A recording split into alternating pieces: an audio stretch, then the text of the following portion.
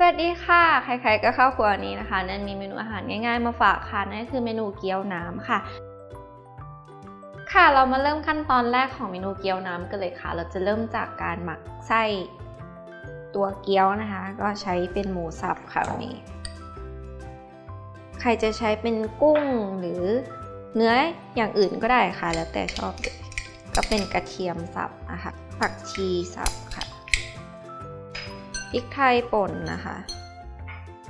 ซอสปรุงรสแล้วก็น้ำตาลทรายค่ะก็คลุกเคล้าให้เข้ากันเลยค่ะพอส่วนผสมนะคะเข้ากันดีแล้วเดี๋ยวเราจะพักเอาไว้สักประมาณ10 นาทีนะคะให้เครื่องมันเข้ากันก่อนแล้วเดี๋ยวเราเอาไปห่อกับแป้งเกี๊ยวซ่ากันค่ะหลังจากหมักตัวไส้จนครบเวลาแล้วนะคะเราก็มาเริ่มห่อกันเลยตักไส้มาพอประมาณนะคะประมาณช้อนนึงแล้วลองห่อดูค่ะลองกะดูว่าเอาแค่แบบปิดได้พอเลย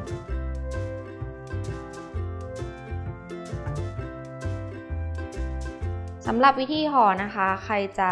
ไม่จับจีบก็ได้แบบนี้ก็ได้ค่ะหรือถ้าอยากให้สวยขึ้นมานิดนึงก็จับจีบ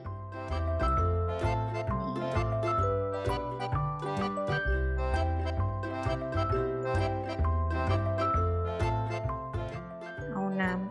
ำแตะๆหน่อยมันจะได้อยู่ค่ะ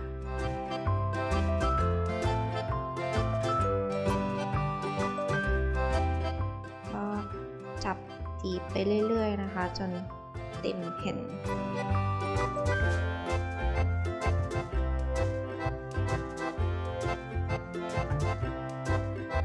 จะได้ประมาณนี้นะคะ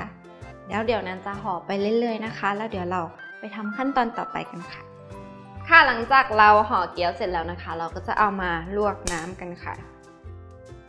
รอให้น้ำเดือดนะคะเราก็ใส่เกี๊ยวลงไปเลยค่ะพอเกี๊ยวนะคะสุกได้ที่แล้วเราก็จะตักขึ้นนะคะเอาไว้ในน้ำเย็นนะคะแล้วเดี๋ยวเราไปจัดเสิร์ฟกันค่ะ